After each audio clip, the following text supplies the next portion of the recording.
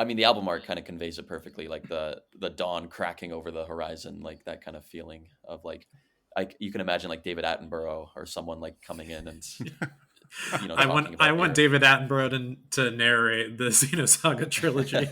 It'll take him a few years. He'll be 103, but Yeah. Xenosaga. Yeah, that'd be great.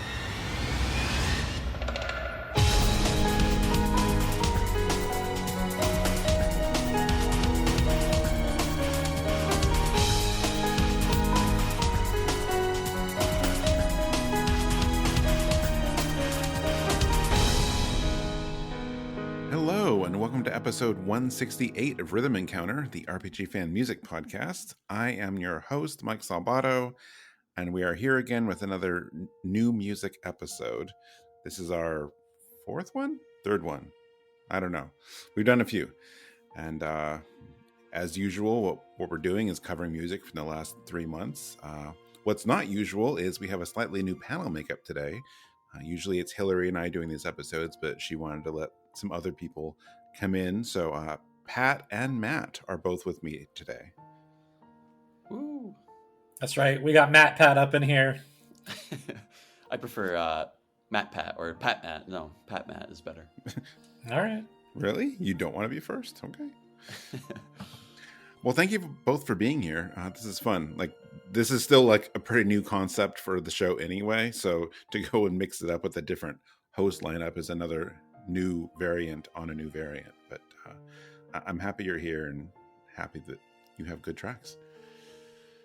Happy to be here for the best season of the year, too. Autumn. Yeah, I'm down with Q3. Yeah, me too. So because we're mixing things up a little bit, we're actually going to forego the what we've been listening to segment today, just because we have 6 tracks on this episode like Hillary and I usually do. So in this case, we each got to pick 2.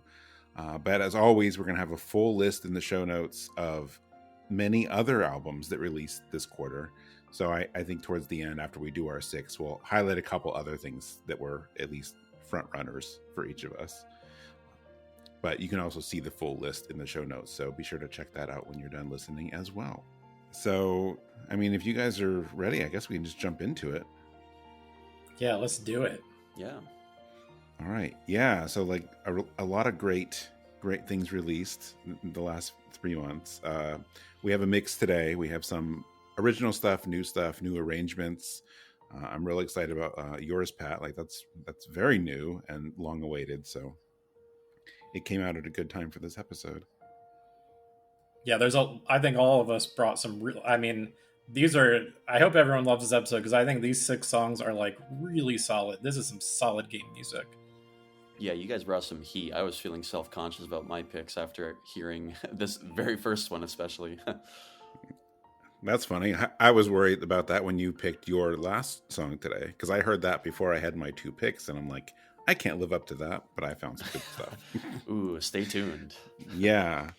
Anyway, yeah, so we're going to listen just one at a time. So we're starting off with one of my picks today, a very surprising one to me as well. This is Alexandra's Shop by Tyler Meyer from Quartet.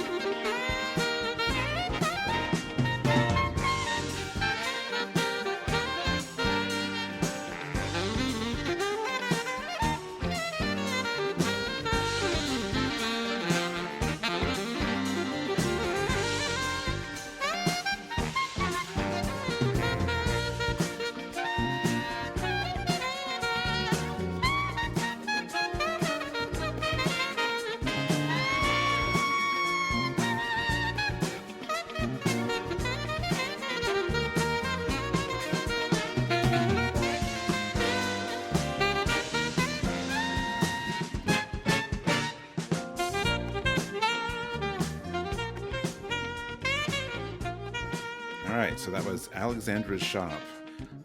If you don't know Quartet's soundtrack, like I didn't before this episode, maybe you're as surprised as I was when I found this one, but what a cool discovery. This soundtrack is very extensive. It's 95 tracks. Wow.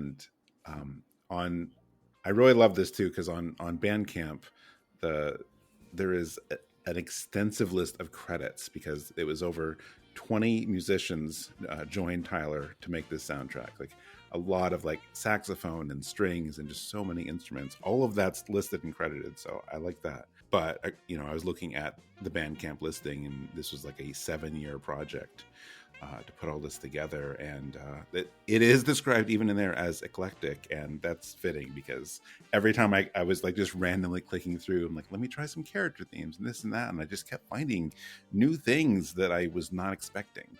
Maybe there's a sound that we often associate with a 16-bit RPG, and I kept hearing things. There's a barbershop quartet kind of song. There's a lot of stuff that sounds like kind of an early PS1 RPG sound, just really cool things. And then this super cool like saxophone jazzy song I fell in love with it as soon as I found it. It's so catchy, and like I said, I didn't know the soundtrack. I haven't played the game yet. I'm so interested and curious about Alexandra and her shop. Like what kind of shop is this? Because I would shop there all the time if this is what's playing there. I mean, I need to go back and listen.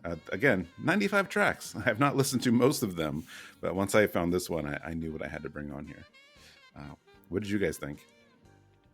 I really love this track, and like a few months ago when the Quartet came out on PC, Neil had reviewed it, and he was talking it up so much to the other editors, and he talked in the review about how great the soundtrack was, and I listened here and there, but it's a little bit hard to find and track down, even though Tyler Meyer is like really open on his YouTube, and even this song and all his songs on YouTube, he includes the sheet music for all the instruments on the track. But yeah, like you said it well, Mike, like it's really eclectic, and it felt a lot like an OC remix album of just like, there's a bunch of musicians on this and like different styles. There's like a lot of like inspiration from like Wild Arms and things like that. Like you hear like such distinct styles, like you said. But this one was so much fun. Great song to make breakfast to for me, but vibing out to that. But yeah, I loved it. Yeah, I mean, in some sense, it's a jazz standard, and I honestly don't think we get enough of those in video games. I think, like, most RPGs either have 0 or 1, and I really dug this sound. The other thing I was thinking of, though, was, like, okay, visually and conceptually, this is a 16-bit RPG, and then you have all these live recorded instruments, and, there's a part of me that, like, there's a cognitive dissonance there for me. Like I'm expecting, sort of SNES or Genesis style software emulated synthesizers and MIDIs, which there is some of that too. But then I remembered the console that allowed this in Japan first, the PC Engine, and then of course in America the TurboGrafx 16, where you would have a game on an optical disc, like a CD, and you'd boot the game up, and then visually it might be something akin to a 16-bit game, and you might use some synthesized audio, but then you might just play like WAV files, CDDA, Redbook audio. Falcom did this a fair bit. A number of visual novels did this as well. And then, so when I contextualized what I was hearing in this soundtrack to sort of what that experience could have been on those consoles, I was like, no, this still fits 16-bit. It's just 16-bit plus some sweet audio. Yeah. And with recent like HD 2D games, that's becoming a little more cohesive to me, like that image. But right, yeah, it does kind of fit the Octopath vibe in that sense, yeah. And this game, I really want to play it, but it's coming out on Switch, supposedly based on their Kickstarter page. It's still coming Q4 this year to Switch. So I'm hoping to play it. Nice. Yeah, me too. I know what you mean, though, Pat. I mean, I guess it was a thing back then, but also I don't have the numbers offhand because I didn't know you were going to bring that up, but I'm going to say it's safe to assume that a few more people maybe owned Super Nintendos and PlayStations and stuff and Genesis than PC Engines. Yeah, I think it was a pretty rare item. Yeah, so like that's outside probably of Japan. Mm-hmm. So that's why most people wouldn't maybe have that association. Yeah, I had that thought too. I forgot which episode this was, or even who brought it. It's been a while now, but I think it was someone brought a song from Eichenfell, and I had the same thing where I'd seen the visuals for that game and hadn't listened to the soundtrack until someone brought it on the show, and I was like, oh. And right, it wasn't. Because there's like so many vocal themes and stuff, and it's not what I didn't expect to have stuff like that in a game that visually looked that way. Right, right. But it's great. I mean, I love it. It's a nice surprise. Did either of you ever play the PS1 racing game Chocobo Racing? Yes. No, I always wanted to. The music in it is great, and it's a lot of like Final Fantasy remixes. And so Chubby Chocobo, his theme is like very similar to this like sax solo driven, like very fun. Go back and listen to that one. It's on streaming, I think, and that's a great soundtrack too. Oh, nice. Okay, I will. Yeah, it's an arrangement of the Final Fantasy IV theme for our big boy Chocobo, right? That's what it is, I think, right? It's an arrangement of that one. Oh, yeah, no. Okay, yep. Yeah, that's I'm trying to place it too. Yeah, there's a lot of FF5 in that game, but yeah, there is. They did a lot of 5 remixes. It's like Kenji Ito, I think, or somebody did the arrangement. But yeah, Ito worked on the racing soundtrack. That's right. Nice. Well, hey, speaking of old Square games, getting a fresh facelift. Yeah, what do we got next, Pat? Oh, I pulled a fun new song with a fun new German title. Düstersee. I can't remember what that translates to anymore. I think it's Roomba in German, right? Düstersee. Oh, I thought you were going to give us a real. Okay, all right. No. Yeah, I have the English equivalents on the review page, but a dark lake. Yes, according to gloomy lake. Yeah. Okay. Yeah, and so this is originally composed by Masashi Hamauzu and newly arranged by Junnosuke Usui. This is one of the 10 new tracks from SaGa Frontier 2 Remastered.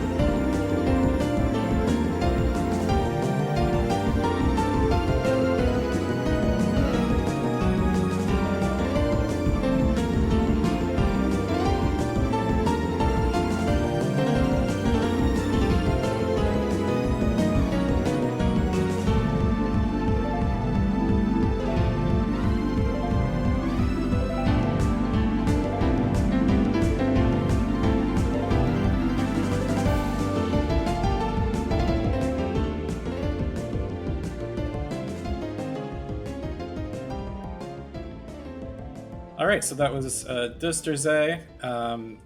And for those of you who may not have gotten the chance to play SaGa Frontier 2 Remastered, there are a handful of new tracks made for the remaster. Masashi Hamauzu didn't touch anything for this remaster.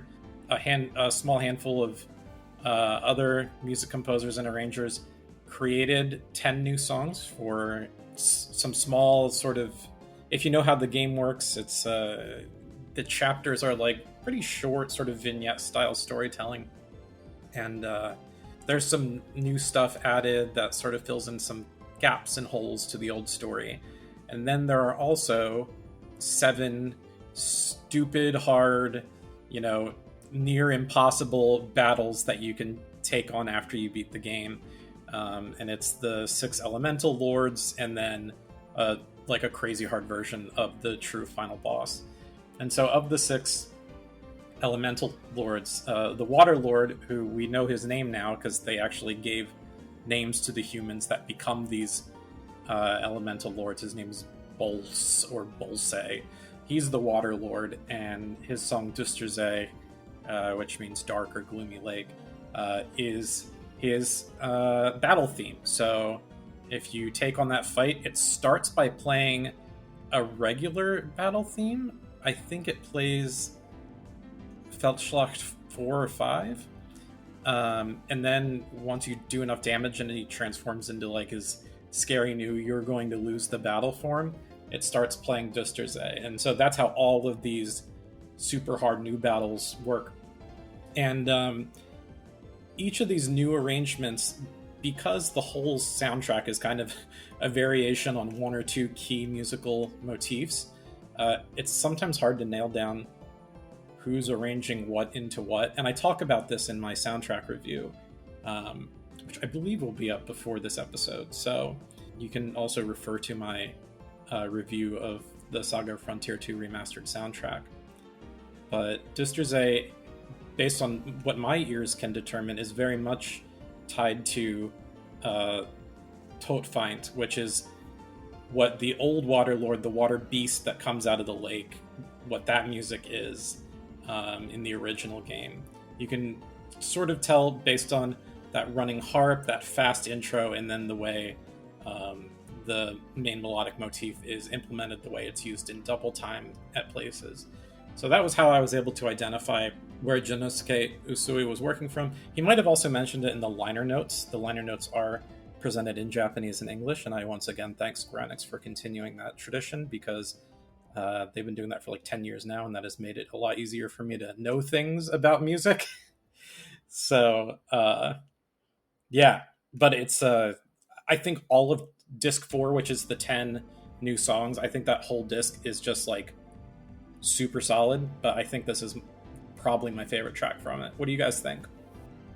Oh, I'm a big fan. I think it's just, in general, I think it's just great that they even do this kind of thing, adding new music for these games, because that doesn't usually happen in the remasters or remakes they do, but for remasters a lot of times it's just, it's the same thing, or maybe we'll get some like new arrangements, but not new music.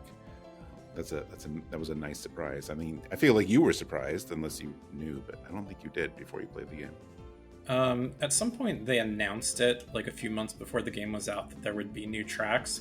We didn't know at the time what it was going to be, because SaGa Frontier 1 Remastered, Kenji Ito did write 8 new songs, and he used the same like limited like MIDI synth that he used for the PS1. So it's like it wasn't previously unreleased tracks, but it was new music written as though it would have been released back then. It was for like the new scenario for the character Fuse. Yeah, okay. Yeah, I think it was 8 songs he wrote, and you have to get like, the only way you get that is if you buy like the Blu-ray SaGa Frontier Remastered soundtrack, which I have not done. But yeah, so when they announced this, I thought maybe Masashi Hamauzu wrote some new music, and he did not. But he did supervise and help wrangle together this team of, I think, 4 or 5 different people to basically mess with his music and make some really cool...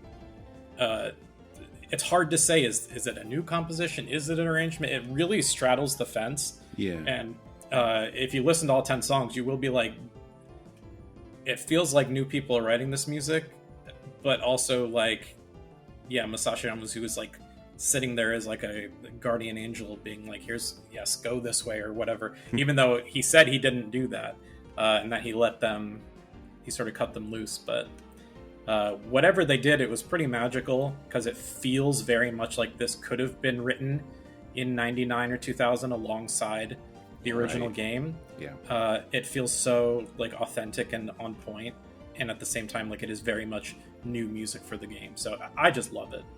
Yeah, me too. I mean, it's like this song in particular. It's like got a really like catchy rhythm to it. Nice momentum.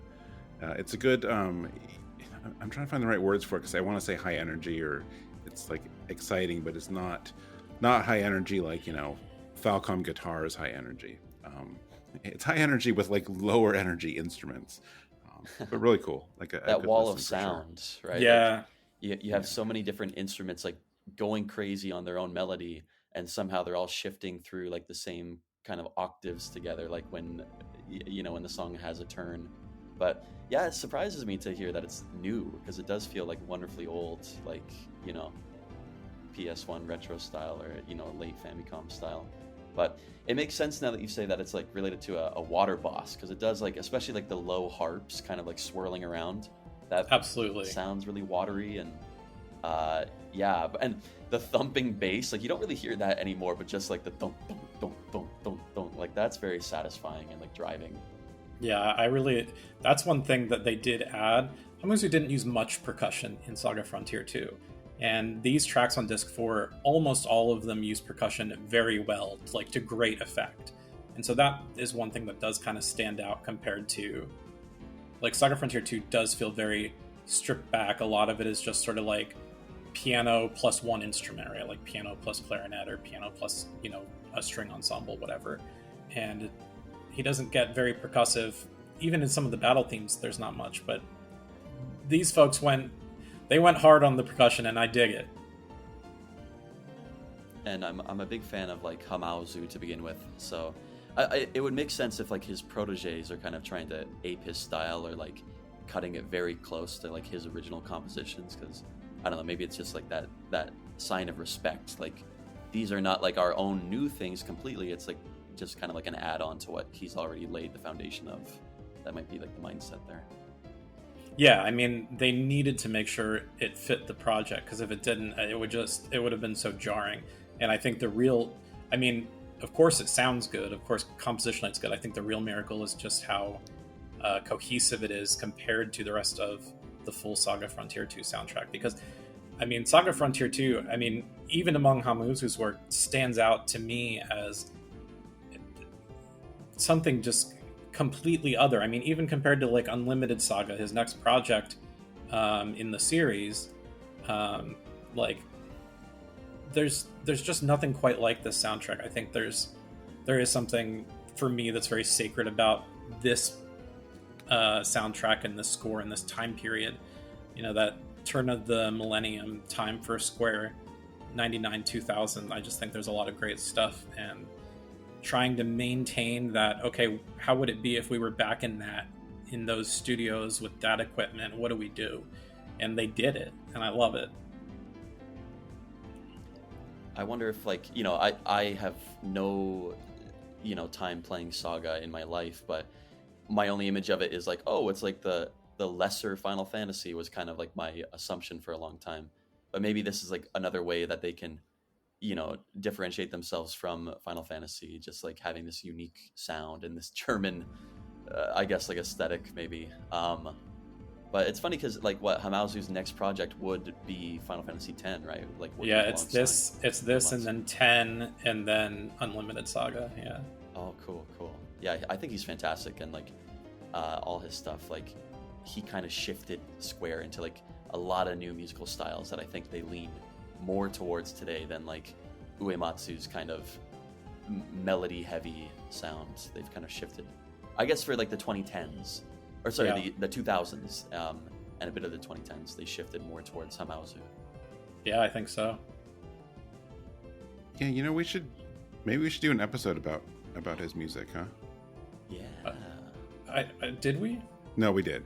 I was about to say that's the one I had Tote Find on. That was my way of like working in a reference to tell people to go check out episode 134 where we highlighted his music. Yeah, amazing man, amazing composer. Yeah. All right, so Matt, would you like to introduce your first track? So, my first track is from the game Dear Me, I Was... ... composed by Satoshi Okubo, and the song is Shadow of You. So please enjoy.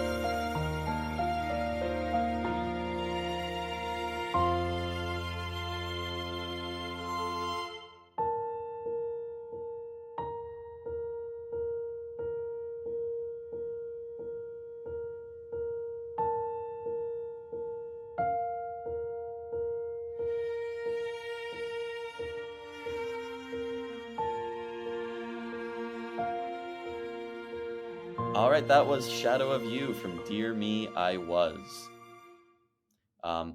This one, I chose this song specifically just because it's more close to like the soundtrack as a whole. Um, it's very like the soundtrack as a whole is mostly led by solo piano with like a few string embellishes here or there, and like very very rarely they'll bring in like drums or other instruments like that.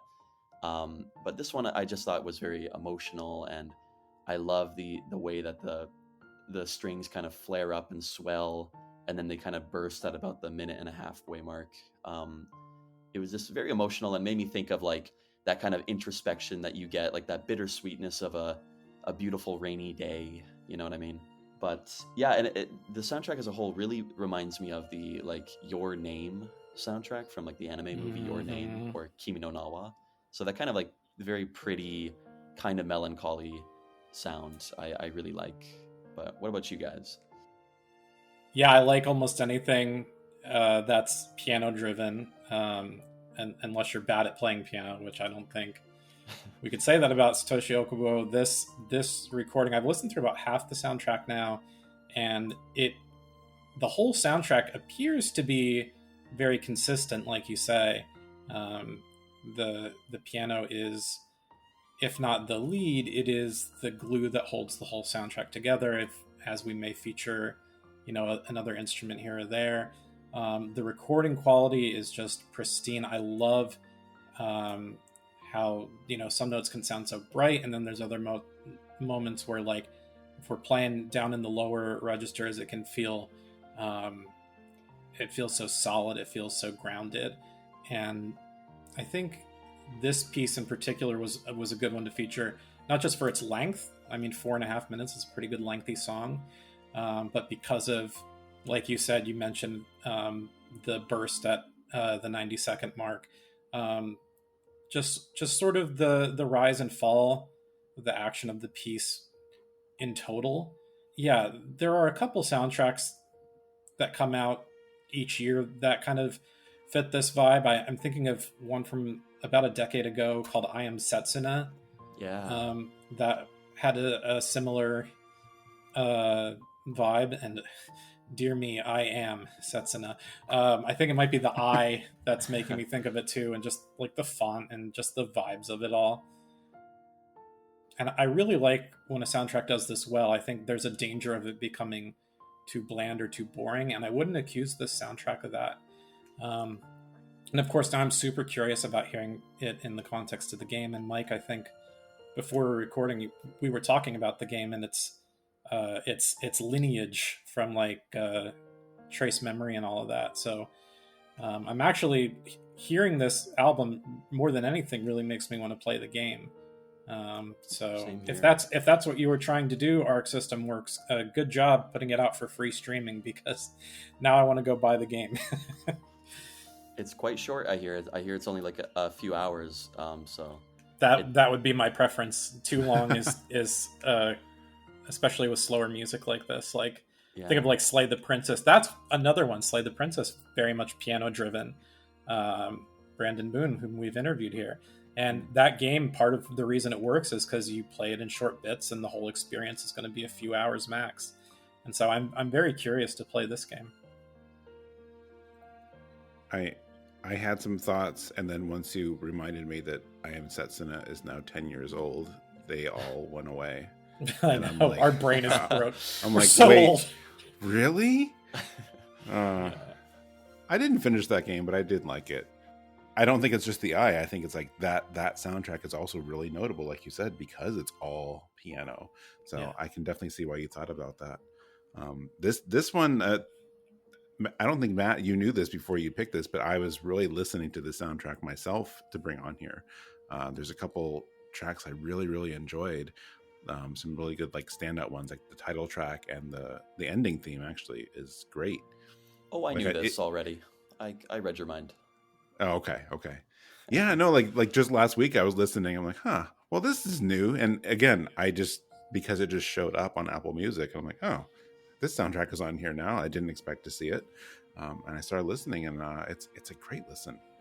It is, yeah. It's so pretty.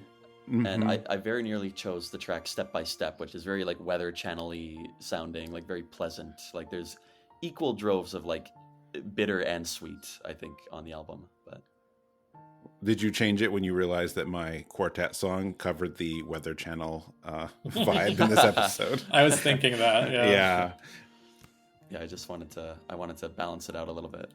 Yeah, no, I mean, just like this is a really good representation of everything I listen to, where it's so comforting and peaceful, and the atmosphere that you get from the way they use the piano and the strings in this song also makes me want to play the game. And I don't know how much of a splash it made. Like me, I thought it was pretty notable because like I loosely follow like Trace Memory, and then how it got remade as another code, and so I thought it was interesting to see something new from the people who did that remake doing this game. But it's not something I think that most anyone at the site has played yet, but maybe one of us should. I'd love to, but yeah, I honestly, like, even among like RPG fans or like hardcore gamers, quote unquote, like visual novels like very easily go below the radar because it takes like a very specific crowd to get excited about reading through a game. You know what I mean? I am surprised that Audra didn't play it, of all people. So if she didn't, it's really flown under the radar. Well, she's busy with every other major visual novel and other RPG that's come out in the last 3 months, I guess. She's like dual wielding like switches or something and like playing. That wouldn't surprise me. No. One eye on each screen. Right. They call her old walleye bowling for that. That's right. All right. Are we ready for track 4? No. Yeah, track 4. We're ready for track 4. Cool. Yep. Matt, I'll give Matt credit here. I could have done that at the top of the episode, but you put together the order of tracks today. And just it has this really great flow that's easy to remember, where it's me and then Pat and then Matt twice. Really easy to remember whose turn is coming up. So thank you. Zero thought into it behind that, so zero more thought into that. I like the pattern. Honestly, that means like I should have you do that more often, because I do that all the time, where I'm like, okay, let me think of this order that works and put it together, and then there's something else I discover while doing it. So and you did that your very first time out, so good for you. Look at that. Yeah. Anyway, I have a song from a game you may have heard of called Chrono Trigger. What? Never heard of it. In specific, this is Wind Scene, but it's from the just released guitar cover collection. Okay, how do I describe this quickly?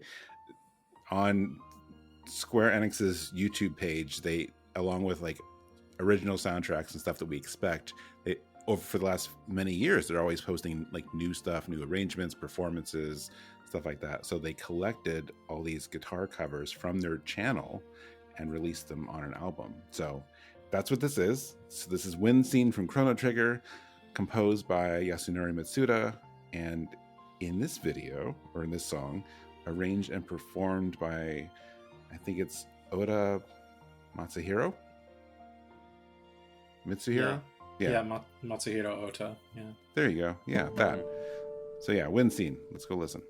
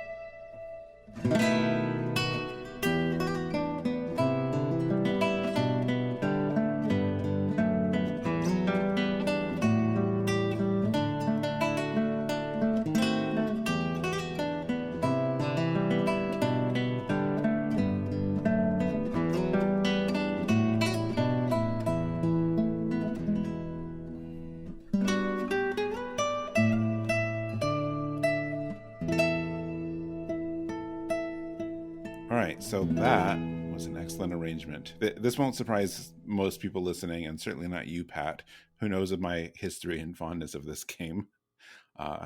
It's harkens back to an old username I had on RPG Fan when I started, but we don't need to talk about that today. Point is, this is my favorite RPG of all time. And while this whole collection on YouTube of these and so many other covers and arrangements and things they feature on that channel are all equally high quality, I mean, I had to go with the one that was most personal to me here. You know, there's some Final Fantasy 9 and Xenogears, like a really great lineup on this album. But you know, between my fondness for Chrono Trigger and my incredibly large soft spot for acoustic guitar, it had to be this one. You know, almost all of my favorite singers play acoustic guitar. It's why I have one that was a gift from my mom several years ago. So like, I'm all ready. Like I can learn it. I just have to, like, you know, find time. I'm not sure. That's the part I'm struggling with. But anyway. If only we had an epoch machine, right? We could go right, back. Right.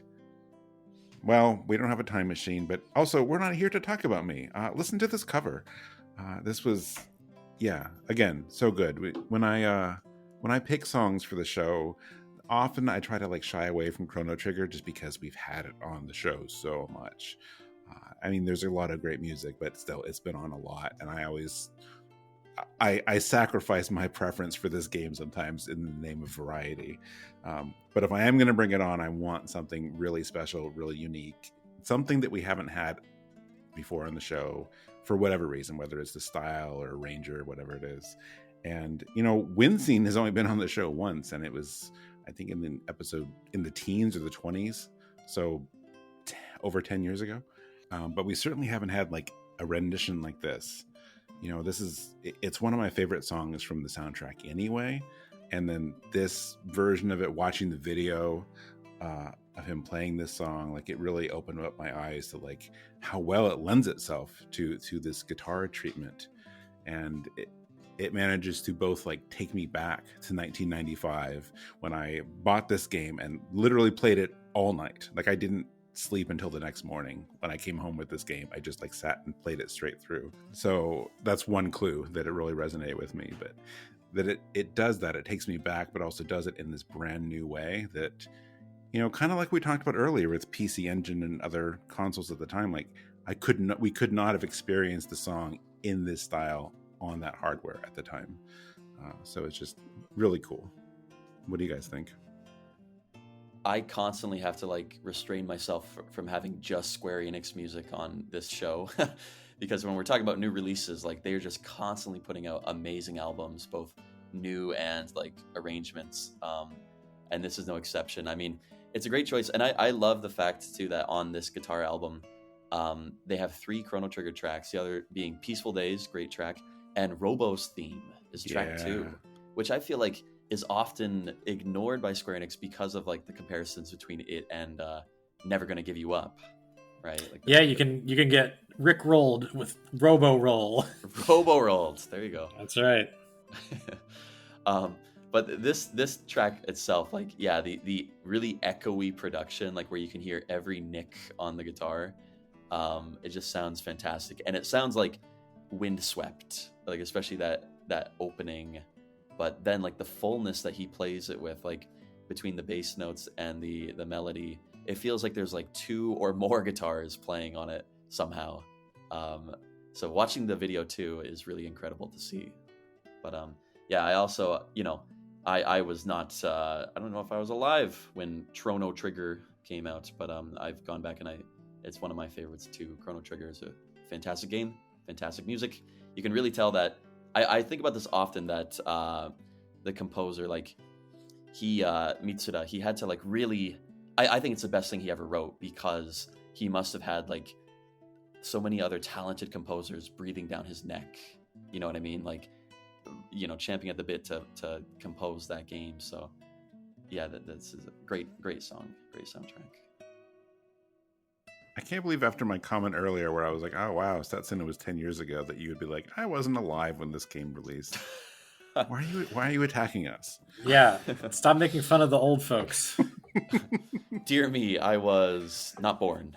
Dear Is me. that just the theme today? Okay. Dear me, I was already old, and then this game came out.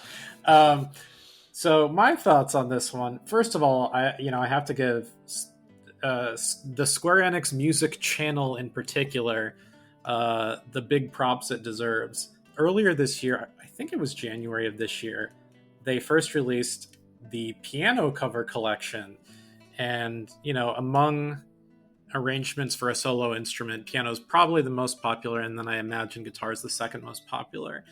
And so they've had plenty of piano and guitar covers. They also have a couple of other interesting solo instrument and duets, trios, things like that across their channel, and I encourage people to explore that. But coming together and releasing an official album using 15 songs from their guitar covers was a great choice. I think it's a great set list they put together, and I do think Wind Scene is one of the more artistic arrangements on the album. I do like pretty much every track on the album. I do think the people they're bringing in for these covers are quite good. But I think what I love most about this is, when you think about Wind Scene in its original form, you get two notes, bum, bum, and then the song is right in, and there's no real intro in, as it's, on its original Super Famicom form, because then it can loop without a problem. You kind of get the sound, you got all the channels, you get all the instruments.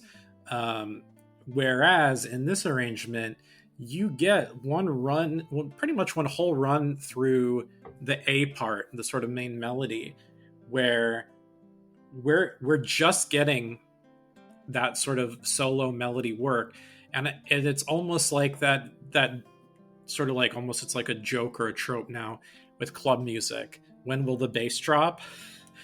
And it's like I'm just waiting, like, yeah, when's the bass going to drop? When's he going to like throw that foundational, arpeggiated stuff at the bottom so that I know what the whole song is supposed to sound like? And it's like he waited for just the right moment. He waited. When will the bass drop? Exactly when it needs to. And I think that was a really cool artistic choice. A lot of the other covers don't do this. A lot of them, they're right in there from the start, and he made the choice to sort of pull back and give sort of a soft intro before going into the song proper. And I think it was a good arrangement choice, and obviously ridiculously good talent. I could never play guitar like that. If you put a gun to my head and told me I can work on it for 50 years, I still couldn't do it. Some of those piano stuff, if you gave me 50 years, I could get there, but guitar, I just never could. And so I'm always impressed by people who play guitar well. And I think this one sounded really good.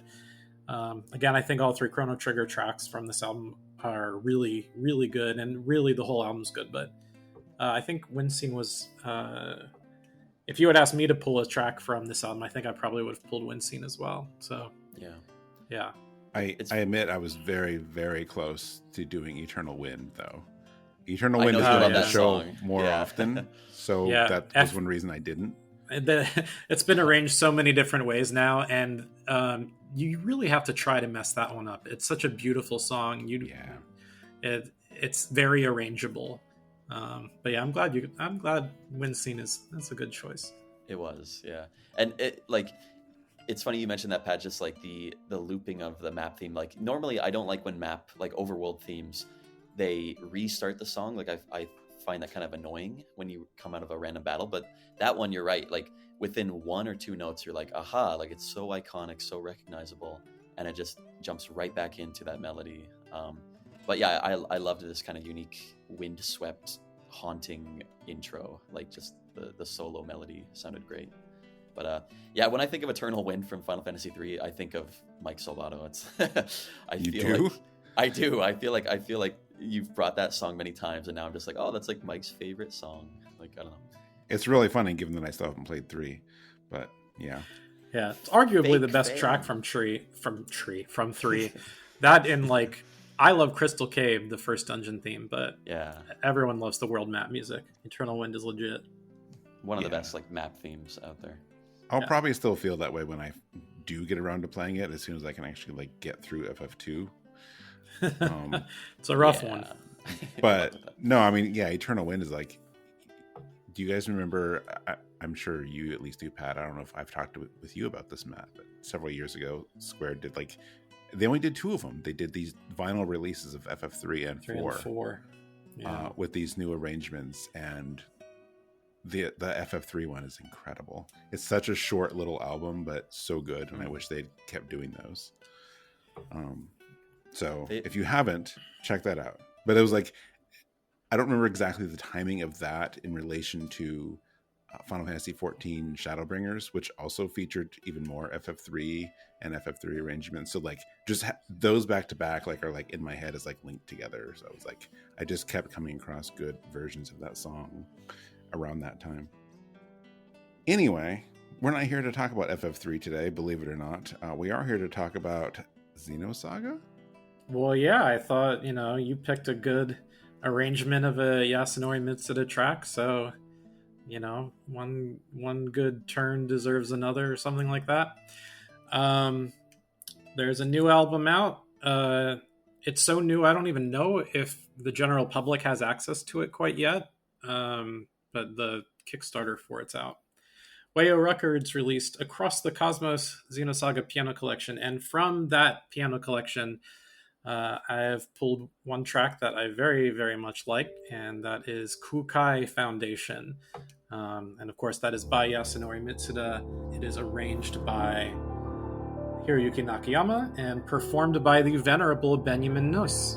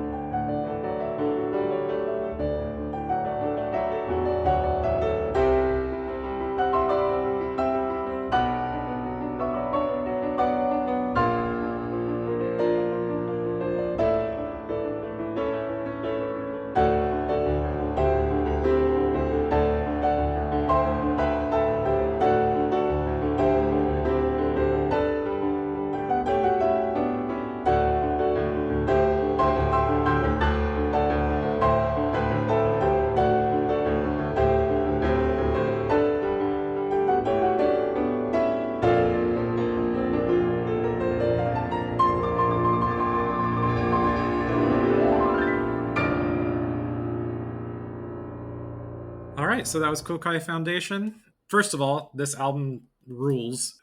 I recently wrote like a big old ranked listing of every Final Fantasy piano album, and I lamented my concern that because there's no Final Fantasy 16 piano collection yet, that maybe people are losing their drive for piano solo arrangements.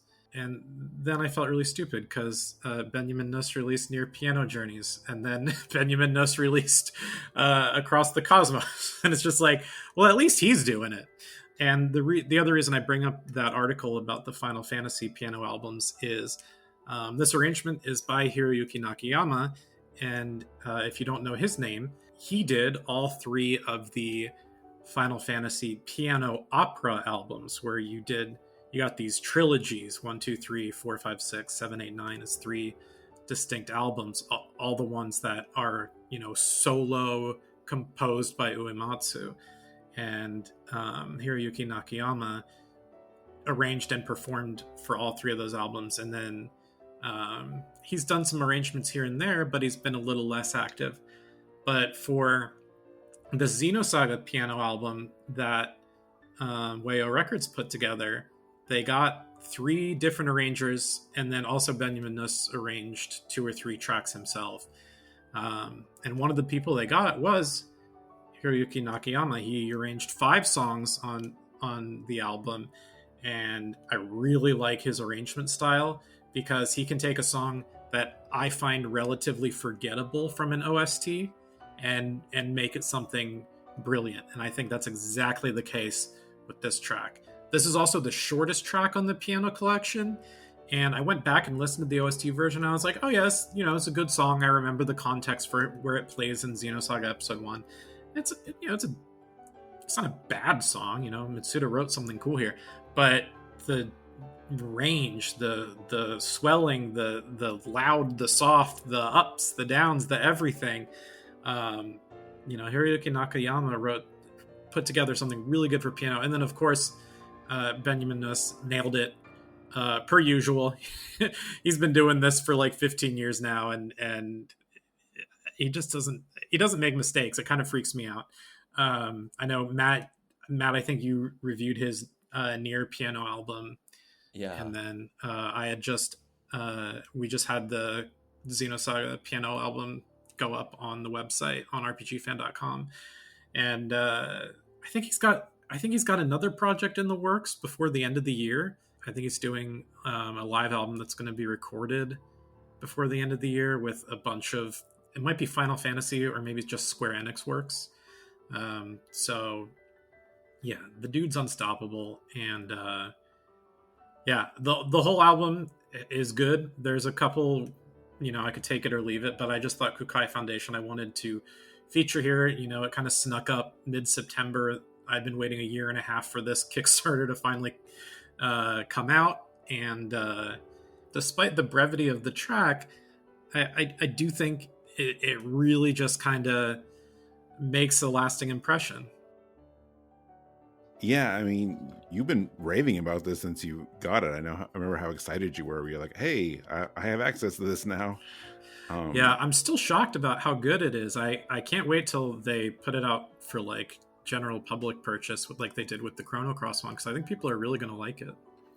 Yeah, me too. I because it's, again, maybe it is now as we record, but I'm not sure. If it's not, well, then I want it to be, because so far all I've heard from the album is this song, and it's so good. I had to go back and actually compare, like you did, to the original, and I don't want to say like I don't recognize this rendition because it changes the song so much, but it does, but only because of what it highlights in the song. Mm-hmm. Because like the original song is like, so it's really beautiful, but a lot of it's very subtle. Yep. And maybe it's so subtle that like some of the notes I didn't pick up on. So I really like this rendition of it because it highlights those things that I didn't really catch in the original so well. So it gives me just this brand new perspective and appreciation for a song that, if you had asked me like my favorite songs from the first Xenosaga, I probably wouldn't have mentioned this one. Not that it's bad, it just didn't stand out to me the way it does here. And I'm like, oh, there's more to the song than I realized, and I didn't know until this album. Yeah, it does what a good arrangement should do, and like kind of squeeze new life out of an old track. Which when I reviewed that Benyamin Nuss like Nier Piano Journeys album, I was kind of thinking like Nier especially, it's like, okay, this music is like iconic for its unique elements that are not present on a solo piano, like the vocals and the like industrial noises. But he is such an amazing player, Nuss, that like he brings such volume to the tracks where I'm like, how can a piano make all these sounds? And I got some of that from this one. Like, yeah, you're right, comparing it to the original track, which kind of sounds like a bit of a low-key Star Trek kind of theme with like the gentle kind of brass section, the horn section. Yeah, it does give the vibe of like there's this bit of hope in outer space where everything else is falling apart. Like when you finally reach the Kookai Foundation in the game, and it's like, oh, here's our like bastion for like freedom and not insanity. Yeah. And so it's like, yeah, it's like that's a good feeling, and I do think, yeah, it definitely fits the context of the game. But I think, yeah, this arrangement just brought, like you said, it brings new life to the song in a way that I just was not expecting. Yeah, very floating in space kind of feeling, you know, like in a positive, peaceful way, but also like hopeful. And I mean, the album art kind of conveys it perfectly, like the dawn cracking over the horizon, like that kind of feeling of like, you can imagine like David Attenborough or someone like coming in and, you know, I want David Attenborough to narrate the Xenosaga trilogy. It'll take him a few years. He'll be 103, but Xenosaga. Yeah, that'd be great. Yeah, great pick. We got one more great pick today, if you are ready for that, Matt. I am. So my last pick of the day is the song Cradle of the Abyss from the composers, excuse me if I get this wrong, but Lean Z and 8082 Audio from the game Wu Chang Fallen Feathers.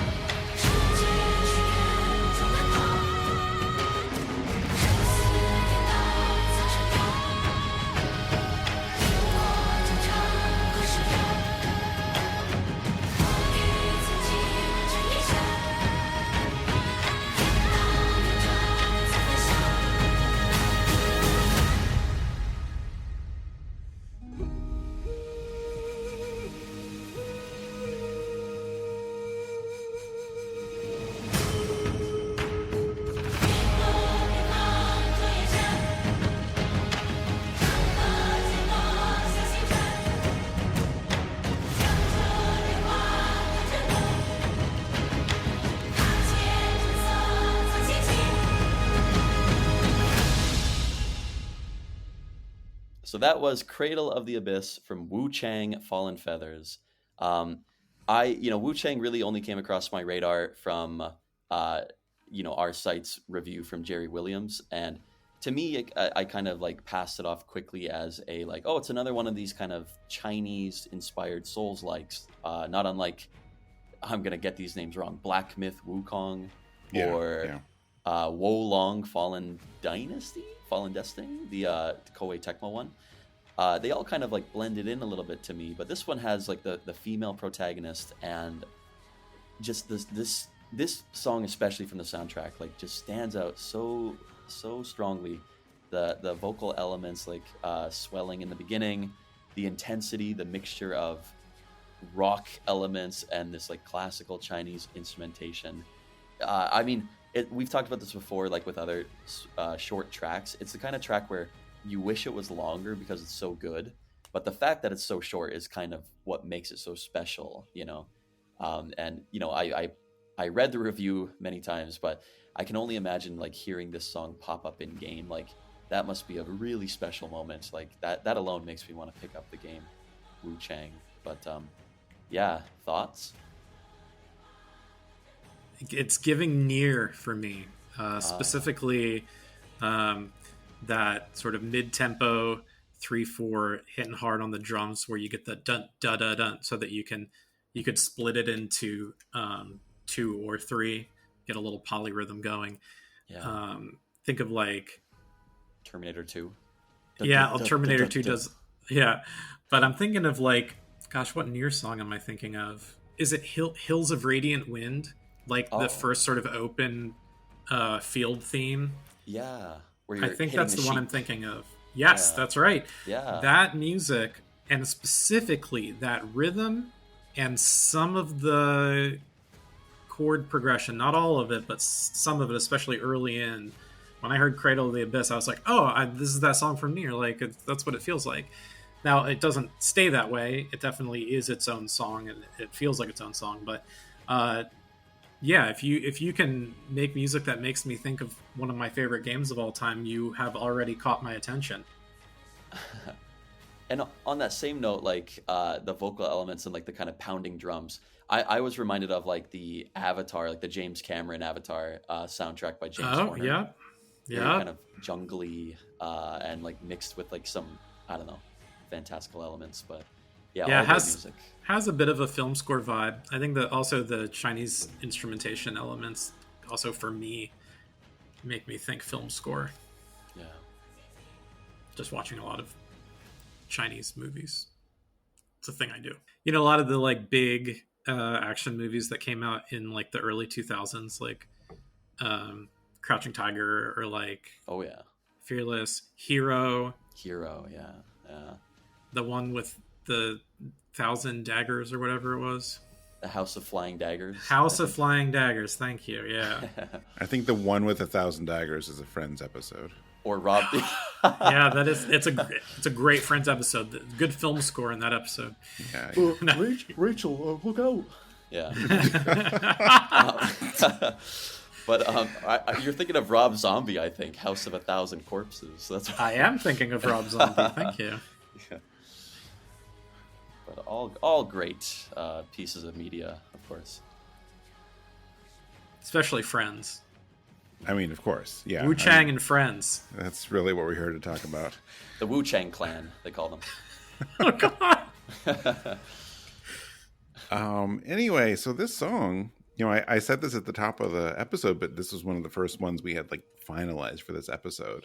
So I listened to this, Matt, and I'm like, oh no, I got to pick some good stuff to match the quality of this one, because this was a big surprise to me. Me too, though. You know, I definitely severely underestimated what this soundtrack was going to be. So of course I got to listen to more of it now, but really, really impressive. Like you said, far too short, but maybe that's part of the joy, right? It's a fleeting thing. I read that I think it's like leading up to the final battle or something. So it's probably a short sequence. Right. So, part of a movement of a larger sort of musical event. It's kind of like how the Shadow of the Colossus soundtrack works, right? Like you get these little a minute here, a minute there, but put it together and it feels like this 10-minute symphonic suite when you fight a boss. Right. Yeah. So if that's what it is, then you know, that's cool. And if it is like a short segment, like as a lead in, then you don't need it. You don't want it super long. You don't need it super long. You just need it to have an impact, and it has quite an impact for a 90-second track. Just like great, like drums and like layers of vocals. It's just so dramatic and inspiring. So yeah, I'm happy that you chose to put this one last. Like, it's a great track to end on. It would make for a good trailer, I feel like. So maybe it was in one of the trailers. Yeah. Right. Yeah. So hearing it in game must be so like pulse pounding and like, yeah, such an amp up. Yeah. I was super impressed with it.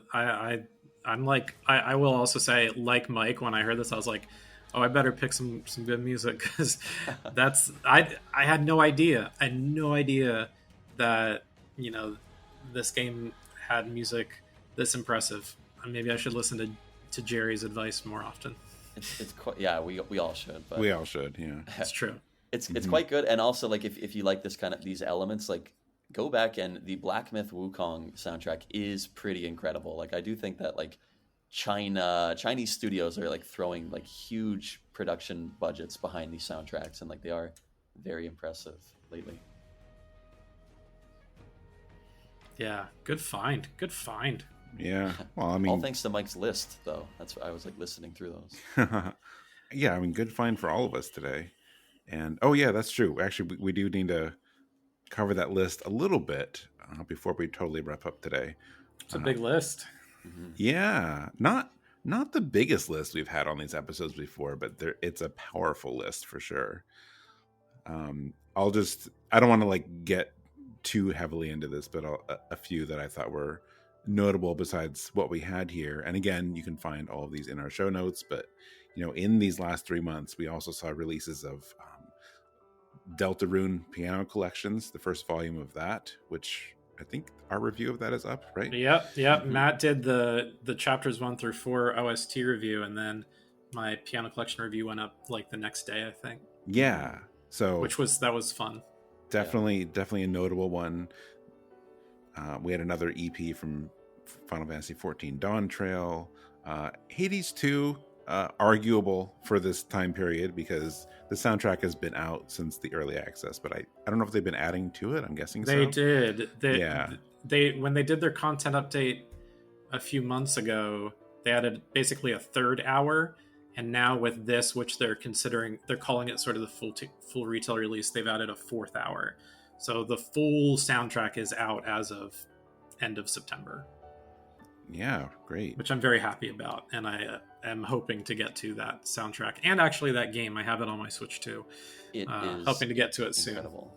Soon. Like the soundtrack, especially like in the upper route, like the ladder Olympus route, it takes like the lower route is very like Hades 1 feeling and like, oh great, more of the same great music, but it completely shifts like tonally and like it becomes so much more eclectic in style in the upper route, and like I was blown away many times by the second half of that game.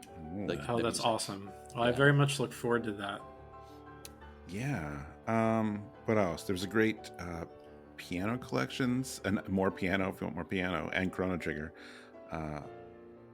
Piano Collections Chrono Trigger Volume 2 that actually came out like in the spring, but I guess the CD version just came out this quarter. So I almost used that as a way to bring it in, but whatever. It's still good. It's a follow-up to an album I love. So who's the arranger or performer on that, or publisher? Is that a Materia Collective?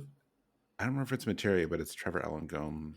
Oh, it's our boy Trevor, same guy who did Deltarune. Yes. Oh, but it is Materia Collective. Absolutely loved his first Piano Collections for Chrono Trigger. So I didn't even realize that there was a second volume this year. So really cool. Yeah, go Trevor. And then I will let you guys talk. But the last one I wanted to highlight, which was another surprise to me, I missed the fact that they released a recording of the current like Stardew Valley concert series. So Stardew Valley Festival of Seasons. I didn't realize there was an album release that came out in August. So I want to dig into that more too. I didn't know about that. I saw that concert series is like, I'm in Pittsburgh and I think they just played here last weekend. So oh, very nice. Who would have saw like that coming, that game would still be making content and new music like what, 8 years on or 10 years on? 10. Like 10. That's it wild. Is I think early next year is the 10-year anniversary. Yeah. Wow. That's great. Yeah. Well, how about you guys? What are some of your other highlights from our list? Yeah, among like, the things that you mentioned, there's like other new releases, but also like full releases of games that came out a little bit earlier in the year, like full soundtrack releases of Monster Hunter Wilds, which is, as always, like fantastic. And Elden Ring Night Rain, which I think kind of flew under the radar musically, but like it was a really great soundtrack, like a lot more intense and like propulsive than the Souls series usually is, just by the nature of the game. Like that's a great soundtrack as well. And then also like I love personally the Mother 2 30th anniversary concert album, which is like all the creators of the game, musicians and like writers and directors all coming together and playing songs on stage from it and singing along, making lyrics for some songs that hitherto didn't have lyrics. That's a great one. I usually bring in Earthbound stuff, so I didn't want to repeat myself, but that's a great album. Very fun. I specifically did not mention that one because I knew you would want to talk about it. I really want to listen to that. I didn't know that's how that came together, what that concert was. So that's very cool. I hope footage of that concert comes out one day because I would love to see it. But yeah, like the people singing on it are literally like Shigesato Itoi and like Hirokazu Tanaka and Keiichi Suzuki. Like they are there on stage performing, which is like crazy. That's amazing. Yeah. I love that. I love that so much. I want to see it more than I want to hear it, though I definitely also want to hear it. Yeah. Yeah, that sounds cool. I'll give some shout outs to No Sleep for Kaname Date. I'm so behind on Somnium Files, but I did listen to a bit of this soundtrack, and I dig the style. I mean, it's very much, if you've played the other AI Somnium Files games, it's pretty similar. In fact, there's some that are just arrangements that are kind of stripped down for what's more of a light visual novel game, but yeah, I think it's great music. I will also point out SQ Music Collections, which I'm actually working on a meta review of that. Oh, Mike, Mike, you picked up that album. It's Square Enix Music had been doing this series for a while. I guess they did it for about 8 years, and they'd have the letters SQ in it, either at the beginning or the end. So you could have like SQ chips for chip tunes, or like beer SQ and cafe SQ and battle SQ and love SQ. And there's 10 to 12 albums in that series, and they put all of them together in one big digital collection that you can buy on like iTunes, but also on Steam. Sure. And it is a ton of music. It's, what is it, 119 tracks, 9 hours? Yep. Holy. So I'm going through that one now, revisiting. I had heard most of them before. There were 2 that I hadn't heard prior, but I've really been enjoying listening to those. There's so much cool stuff. They hit up a lot of sort of the fan favorites and the familiars, but then they'll also hit up, like, just randomly it'll be like, and here's a track from Front Mission 2 or Bahamut Lagoon or Racing Lagoon, and you're just like, what? Oh. Like, no one talks about these games, and there's some cool stuff there. Well, it's also like, and I think you confirmed this, but I think all of those original albums, or at least most of them, are like long out of print too. So, yeah, they're out of print. They did have a digital distribution in Japan through a website called Mora, and then the Mora distributions were pulled about a year ago. And I don't know what the legal machinations behind all that is, but I imagine that it helped perhaps pave the way for getting an international digital release of the whole set. So I'm happy about it. Yeah. And not to keep interrupting or adding on to you, but one other place that you can listen to this is on the Square Enix Music YouTube. Like, even though they're selling it, it's like $40 for the whole collection, which honestly is not bad for that much music. For 9 hours, yeah. They also put the whole thing up on their YouTube channel, which is really surprising for them. I don't feel like they usually do that for new releases. No, they usually wait a while. So It was really cool of them to put the whole thing up on YouTube for free streaming. Yeah. So, what can I say? I don't want to be like branded as like this, Square Enix cheerleader, but I mean, if they keep doing music fans right, why would I complain? They make a lot of good decisions that I think, music lovers, music fans, they're getting stuff out there more promptly and more completely than a lot of other publishers. And, I admire that, and I am not ashamed to give them their props for that. Yeah. Yeah, they're longtime champions of video game music, I feel like. Yeah.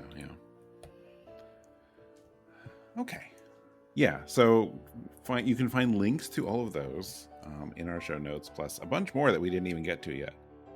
Thank you both for being here and taking the time and bringing such great music to this episode. I'm not sure what we're going to do for our next new music episode quarter. Maybe, you two and Hillary can all fight over who co-hosts with me, but we'll figure it out at that point. I do know one other thing kind of related to recent stuff. Right as we started recording, Pat, you found out something really interesting, that they just suddenly published the Final Fantasy Tactics complete soundtrack, which in some places is listed as coming out September 30th, but generally it's considered October 1st. So 71 of the original tracks and 31 previously unreleased songs. That's a lot of previously unreleased music. Yeah. It doesn't actually fit with our episode because it was one day too late. Yeah, we'll try to sneak it into Q4. Yeah, I mean, if we find something notable, maybe we'll find something from that album on episode before then. But Could be. Yeah, go check that out too. We just saw that one. So anyway, on this episode, unsurprisingly, we did have some debuts. 4 of our 6 tracks today were new to Rhythm Encounter. So that's Quartet, Wu-Chang Fallen Feathers, Saga Frontier 2 Remastered, and of course, Dear Me, I Was... ... all new to Rhythm Encounter. So coming up next on the show, we are doing an episode on electronic music. I've been trying to get one of our music editors, Rob, on the show for so long. And so I'm like, he pitched this episode, so I'm going to do this so he has to come on the show. Yeah, let's get Rob. Yeah, Ooh. So we're going to do some electronic music. And then after that, we are doing a Claire Obscure episode, because how could we not? Not to discount anything else that came out this year musically, but that is a major front runner for Game of the Year and Music of the Year. Yeah, serious contender for Music of the Year for me. And they just, I also want to say, you talk about things that we just saw. A lot of places are officially pushing their 4-year consideration to the Grammys. Yeah. And Laced Records put out their 4-year consideration for the full soundtrack, and then I can't remember, I think Lumiere is the single that they're pushing.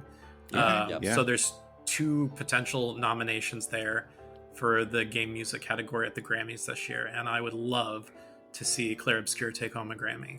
Oh, absolutely. I was at the gym the other day, and Un Via Tem came on my playlist, and like while you're hitting back, and then like Victor Borba's like screaming in your ear, like what a amazing workout song. I was gonna like yank the cord right off the thing. Like, wow. I was in a coffee shop 2 days ago, and the barista was playing the Claire Obscure soundtrack, and I was just like, this thing is making, yes, totally. Wow. And I was like, oh, I love that soundtrack. She's like, oh, you know what this is? I was like, yeah, I know. You're like, do you know who I am? Yeah, do you know who I am? Wow, that's great. Yeah, I mean, so like if we're going to, Zach suggested we do that, and I'm like, well, if we're going to dedicate an episode to it, it should be in the year the game came out. So yeah, we will be talking about that soon. Let's take an 11-minute break to listen to this track. I mean, he really wants to bring that song on. Look, we can play a clip of it. Yeah. Play a clip. It's hard to. We can do a clip, but we spice it can. up. Yeah, but it still can be that song. Yeah. So yeah, look forward to that. If you have thoughts on this one, if you want to share some of your highlights from the last quarter or upcoming stuff, you can reach the show and me at music@rpgfan.com. If people want to talk to you, Matt, is there a way, or do you want them to just read your work? You can patrol the streets of Chiba Prefecture and hope to bump into me. Otherwise, you're welcome to read my stuff on RPG Fan. I have some recent Tokyo Game Show coverage there, a handful of previews, including big stuff and indie stuff. And as always, my personal writing for fiction is mattwardellwrites.wordpress.com. Thank you. All right. And Pat? Oh yeah, if you ever want to contact me, best way is just directly via email, pgann, PGANN, at rpgfan.com. I'm around on social media, but email's a good way to reach me. And I do not have a cool WordPress site like Matt, so I will also say go to Matt's WordPress site. He's a good fiction writer. Oh, thank you. I'm not, by the way, I'm not like against people reaching out to me. I just don't have a channel to do it. So no, that's fine. If they want to comment on stuff, I'm happy to engage in the comments. I'm not, I don't hate if you want to write to Matt, write to me and I'll pass it on to him. yeah, there you go. Send all your I'll money be your secretary, Matt. pgann at PayPal. I hear he pays well, so, that's good for you, Pat. Oh, good. Yeah. Cool. I don't know what lies you're hearing, but he pays me in game music. Yeah. He just mails CDs and vinyl from Japan.